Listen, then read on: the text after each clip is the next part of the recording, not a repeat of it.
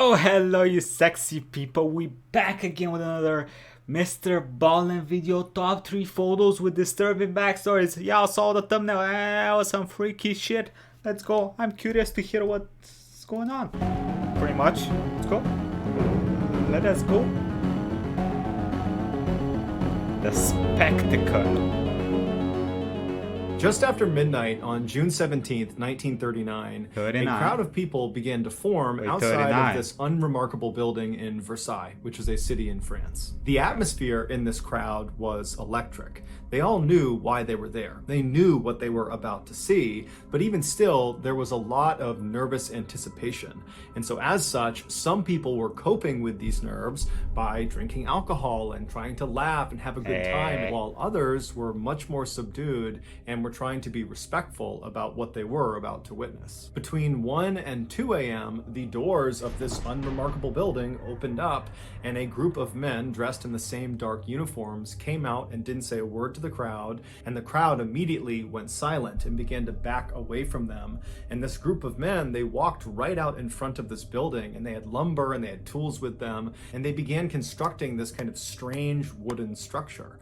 And so the crowd, they wanted to get up close to see what these guys were doing, but at the same time, they didn't want to get too close. And so as the crowd formed a sort of half moon around these men that were doing the constructing were moving so seamlessly, like all of them had built this structure dozens of times before, and it was just muscle memory. And so by about 3 a.m., the structure was built, and they placed this large basket next to the structure, and then these men packed up their tools and the remaining pieces of lumber, and they turned around and they went right back inside the doors into the building and were gone. At this point, the crowd had become quite sizable outside of this building, and they were growing kind of restless because they knew now that this structure was built that the next time those doors open, the show is really going to start. This spectacle they are all there for, it's about to happen. And the crowd all knew that this event couldn't happen if the sun was up. Because if the sun was up and the area was well lit, the press would be able to take pictures and film it.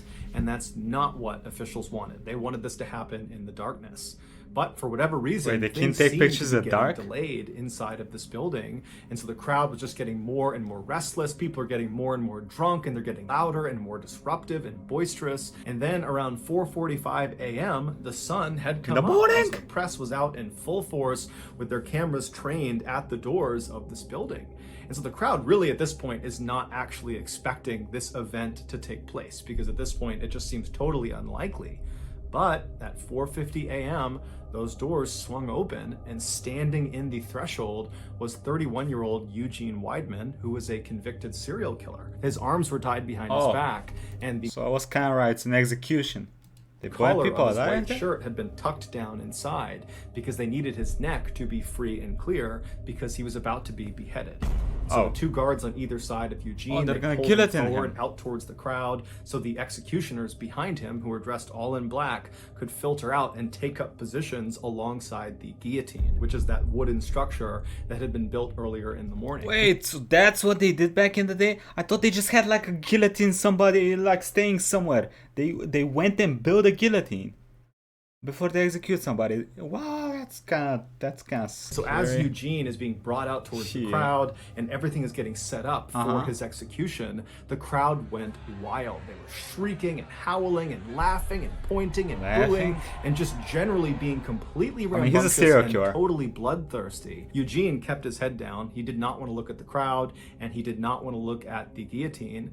And so eventually the two guards turned him and walked him directly towards the base of the guillotine, at which point the executioners that had taken up their positions around this device, they grabbed him and slid him forward so he was on his stomach on top of this wooden platform, the guillotine, and they slid him forward until his head poked through this opening at the very far end, at which point his neck was positioned right under this huge blade that was dangling right above him, and his head was positioned over a metal bucket on the ground, which he would be looking directly at. At this point, the crowd was at a fever pitch, and one of the executioners pulled a lever. The blade came soaring down, and it removed his head. His head fell into the bin, and the executioners pushed his torso into the basket that had been placed out there earlier. And then the executioners and the prison guards, they gathered up Eugene's body parts and went right back inside of the building, which was a prison. At this point, the crowd was cheering and going wild, and they ran up and began dabbing their scarves and their handkerchiefs in Eugene's blood, which was on the ground, as a sort of souvenir from having been at this execution. And of course, because the am I the only one that finds that a little uncomfortable? sun had been out for this entire spectacle, all of this had been captured on film. And so later that day, and for the next couple of days, the headlines all over France were about this bloodthirsty crowd that was cheering as this man was beheaded. He was a serial killer. Overall made France look really, really bad. How? And so French leaders... Wait, how does this make look... Okay, the dipping your blood inside of somebody's blood... No, dipping your scarves... Why has blood inside? Hey, that's kind of weird, but, you know, he's a serial killer. What you want them to do? I mean, he kills people serially. Leaders decided that from that point forward, they could no longer do any more public executions. So the guillotine would continue to get used for decades beyond this point, but it was all behind closed doors. Also, random fact about being beheaded by a guillotine, your head, after it's been separated from your body, stays conscious for about 10 to 12 seconds, so they say. Damn. And apparently there's been lots of cases where the executioner, after the condemned has had their head removed, will yell the name of the person who has just had their head removed, and that person's head will look over at the person calling to them and will blink or try to mouth words for several seconds before the lack of oxygen kills the brain, and then the head is... Oh, that's a little weird. Here are some of the more notable pictures that were used in the media from Eugene Weidmann's execution. Okay. Oh wow, they just dangle him up there, huh? That's actually that's not 3,000 people. No way in hell that is 3,000 people. That's like what? That's like 300 maybe. That's not 3,000 people. Yo, newspapers back there be lying just like now, huh? Magic elixir. In the early 1900s, Eben Byers was a man who other people envied. He was born into a very wealthy family in New York City. He attended Yale University in Connecticut, which is a very prestigious Ivy League university, and he was devilishly handsome. After his college graduation, he didn't need a job because his family was so rich, and so instead he focused his time on a passion of his. What is the point of going to college if you know you don't have to work anymore? Which was golfing. And in time, he became this world-class golfer, going so far as to win the 1906 U.S. Amateur Tournament, which is the biggest amateur golf tournament in the world that most of the winners go on to become professional golfers. Nice. And so Eben most likely would have followed that path and become a pro golfer had his father not just handed over the very successful metalworking business that he started that made his family wealthy in the first place. And so Eben stopped his golf career and became the chairman of this incredibly successful company. And so overnight, he basically went from being just rich to being uber rich, making more money than he could possibly spend. But Eben did attempt to spend his money. He pretty much immediately began buying up luxury properties all over the country. He bought horse racing stables in the United Kingdom and in America. And he bought an entire luxury box at Forbes Field, which is where the Pittsburgh Pirates professional baseball team used to play.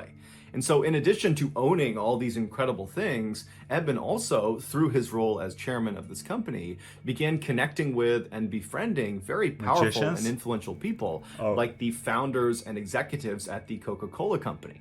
And so all in all, Eben's life was really going quite well until 1927. That year, Eben was 47 years old, and he took some time off from gallivanting around the world and rubbing shoulders with famous people to go catch a football game at his alma mater at Yale University.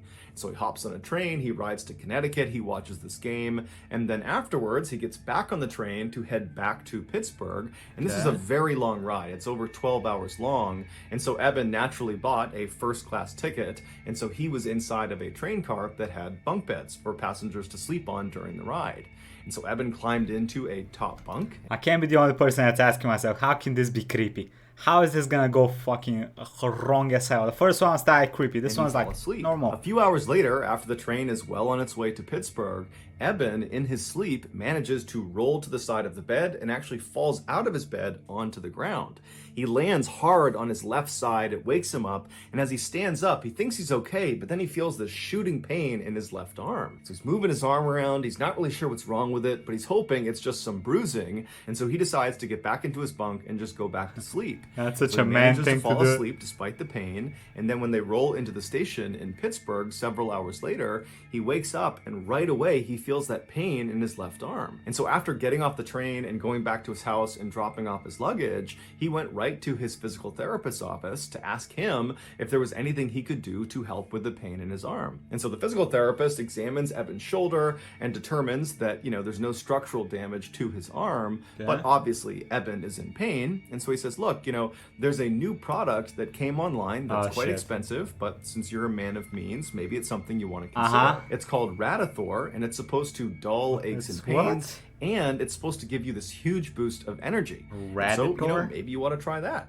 And so Eben was really excited at the notion of taking this new health tonic and said, yeah, let's do it. And so his physical therapist wrote him a prescription for Radithor. Eben took the prescription and he went to the drugstore. He picked up a half-ounce bottle of this liquid. He went back to his house. How much is a half ounce? As prescribed, he drank a very small spoonful of this liquid.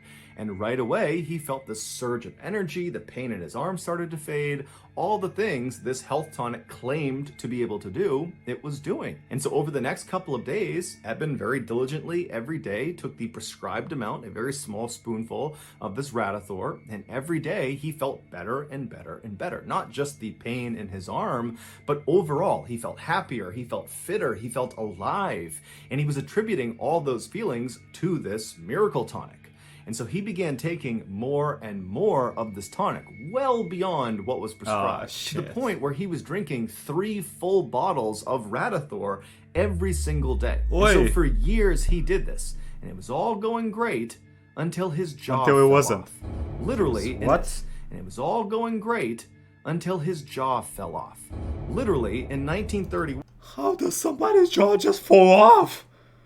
It's kind of scary, brother. One day, his lower jaw just separated from his skull and went slack. And so the reason this happened was because Radithor was actually just radioactive water. In the early 1900s, the radioactive element, radium, was believed to have highly curative properties with no side effects. And so naturally, at the time, dozens of health... My boy Chernobyl himself. He Chernobyled himself. Products were created with radium being their main ingredient. And Radithor was Why did it make him feel good though? It was literally just water and radium. And so after consuming over 1,400 bottles of Radithor over a 3-year period, Eben's body was finally just starting to disintegrate from the inside out. After he had his jaw surgically removed, along with large portions of his upper jaw, the rest of his body also just began to crumble. And so by the end of 1931, when his story was making headlines all around the world about the dangers of Radithor and really more specifically the dangers of radium, Eben had become completely bedridden and his skull was now beginning to disintegrate. There were holes forming all over his skull that were exposing portions of his brain. And so by 1932, Eben was dead. Eben was buried. My God, but why did it make him feel good in the beginning though? I didn't know radiation made you feel good. In Pittsburgh, and he was buried inside of a lead-lined coffin that was designed to absorb any of the radiation emitting from his bones. How much was he emitting? 30 years after he was buried, so in 1965, scientists actually exhumed his skeleton to see if it was still emitting radiation. And they determined it was still emitting the same levels of radiation as when he died. And they actually would ultimately figure out that radium, this radioactive element, has a half-life of 1,600 years. So what that means is Eben's body will remain highly radioactive for centuries.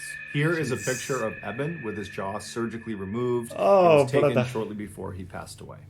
Oh shit! Oh shit! There is still some debate about what exactly I don't want to go back to in see this that story that I'm about to share with you. Oh my God. And so for transparency, quick. Oh, that's a lot worse than I thought it was gonna be. Oh.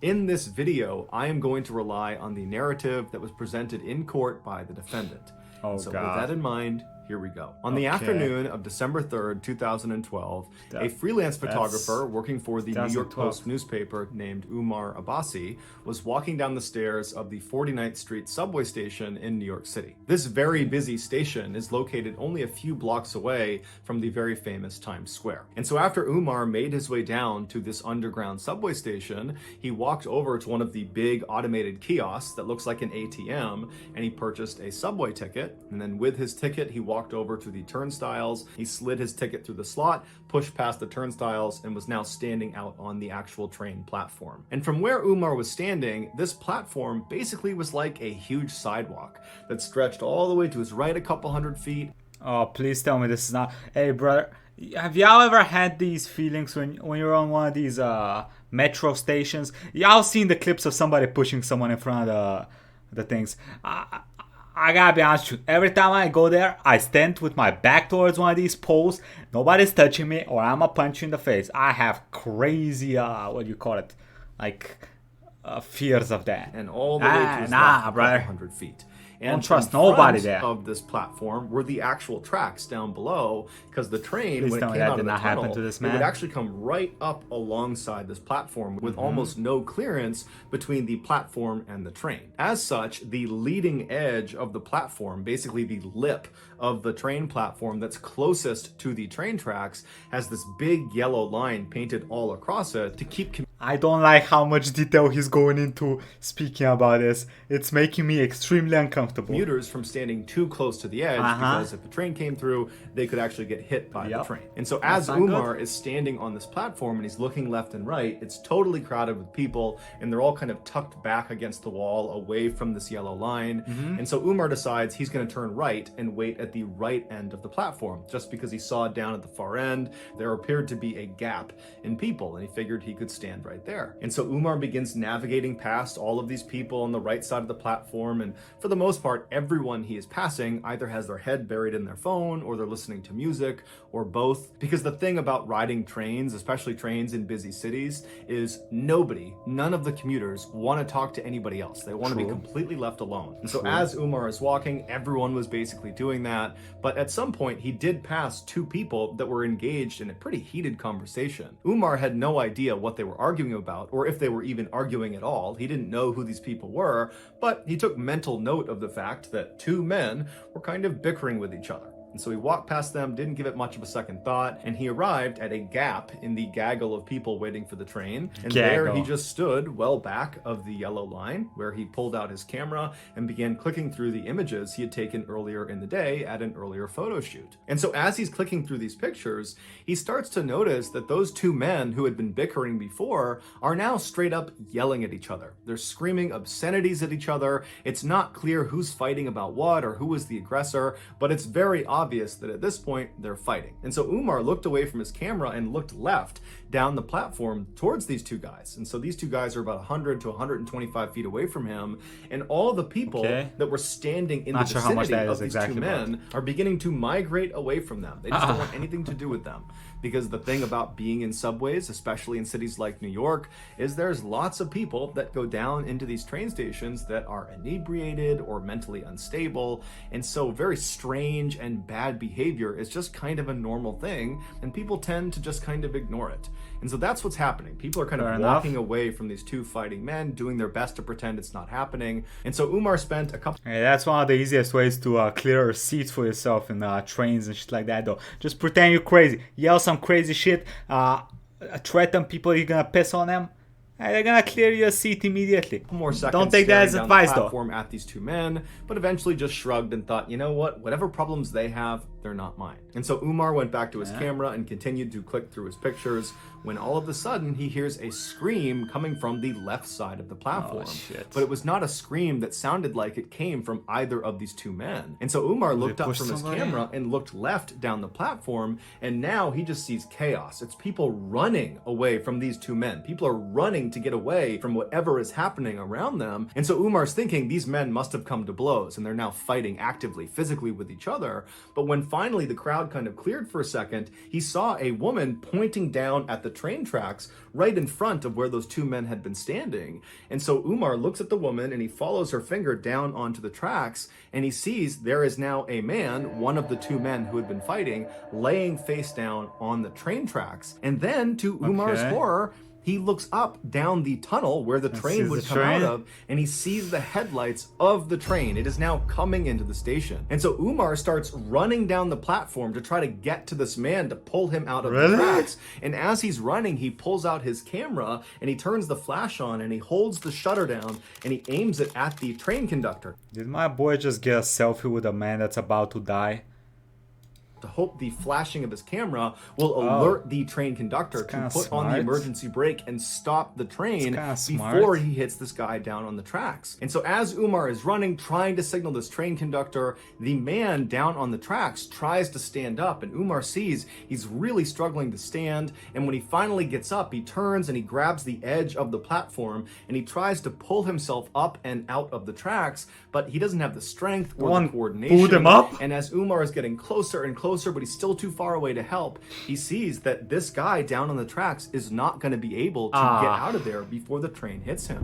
And so Umar finally comes to a stop, and he watches as this man down on the tracks lets go of the lip of this platform and just turns and faces the train like he knows what's about to happen. And then seconds later, the train, although it did try to stop, impacted this man and killed him. Okay, I'm gonna quickly pause this, because I've heard that if this happens to you, there is a chance that you might survive if you lay down right in the middle of the train tracks. Like the two metal parts are like this. If you lay down in here, straight down, maybe you survive. Hey, I don't know. Don't trust me. If you get pushed down there, get the fuck out of there. Okay, listen. Get the fuck out. Don't be laying down on train tracks. But if that is by any chance true, I mean, hey. Killed him instantly. Cool. The man's name was Kaisa Khan, and he was 58 years old. When the police finally showed up, they arrested the other man who Han had been fighting with. He was a 30-year-old named Naeem Davis, and Davis would actually tell police that he had been fighting with Han, and he had pushed him onto the tracks, but it was in self-defense. However, that self-defense story didn't stop him from being charged with murder. While Davis sat in jail waiting for his trial, the media and the public at large had already come to the conclusion that Davis was guilty. And this was due in large part to a particular picture. As Umar was running down the platform, holding up his camera, holding the flash down, trying to flag the train conductor to get him to stop, Umar was also taking dozens and dozens of pictures. And those pictures were of Han right before he was struck by the train. And so after Umar ultimately discovered he had taken these pictures, he gave them to his employer, the New York Post newspaper, and the day after the incident, they ran on the front page a picture of Han right before he's about to be killed with the headline, "Doomed." And so once the public saw this picture, nobody could believe that Davis was anything other than a cold-blooded killer for pushing this poor innocent man onto the tracks. What I wonder about this whole situation is, how is there so many people out there, and my boy managed to get up to the thing, to the cement part. Why did no one pull him up? Why did no one help my boy up? What the fuck? But as it would turn out, nearly 5 years later, when Davis did finally get his trial, he was acquitted of all charges, because it turned out Han was very drunk and had picked a fight with Davis, and Davis was filmed on more than one occasion on the platform trying to get Han to leave him alone. And so finally, after Han began making death threats and then grabbed Davis's shoulder, Davis turned around and pushed him, and Han, being drunk, stumbled and fell backwards onto the tracks and then was ultimately killed. Here is the infamous photo of Han on the cover of the New York Post newspaper. Look at this shit. Hey, if he had time, that's people gonna do it, guys. Just pull the motherfucker up. Jesus Christ. Guys, if you found the secret in today's episode... Oh, I did not, buddy, but you scared the shit out of me with this video. My God. Hey, listen, I don't know if it's self-defense. People need to have more situational awareness. Hey, if somebody drunk's making death threats to you, punch him in the mouth. Don't push him on the train tracks. You're gonna lose 5 years of your life, even if it was not your fault. It is kind of your fault. Hey, have awareness of what's happening around you. Knock his ass out. Push him the other way. Do something else besides push him on the train tracks. Okay, Jesus Christ. Oh my god. Oh, this stressed me out a little bit. Hey, what y'all think? Let me know in the comments. If you want to see more reactions to similar creepy videos, check out the playlist right here. And I'll catch y'all next time. Alright, everybody? My god. Quick thank you to the YouTubers and Patrons. Thank y'all for the support and have a nice day. Bye.